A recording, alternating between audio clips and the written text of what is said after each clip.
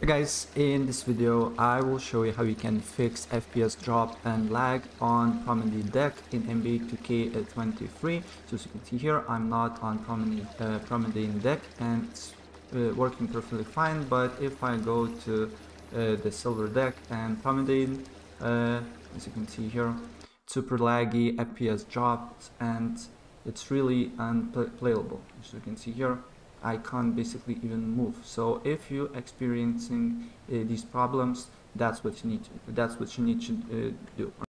So you need to quit my career, then you need to go to features, and then you need to go to video settings and scroll all the way down until you see advanced settings and make it from a high to medium.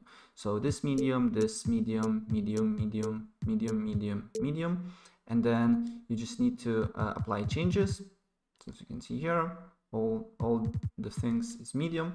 And if I go back on my career here, and if I go on Promedy deck, it should basically work fine without any lag or whatsoever. So if I go back here,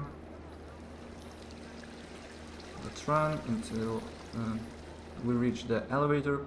And basically I research a lot, and basically this is the only option for you to be not laggy here. So if I go on the silver deck and Promedy, as you can see here, it works perfectly fine.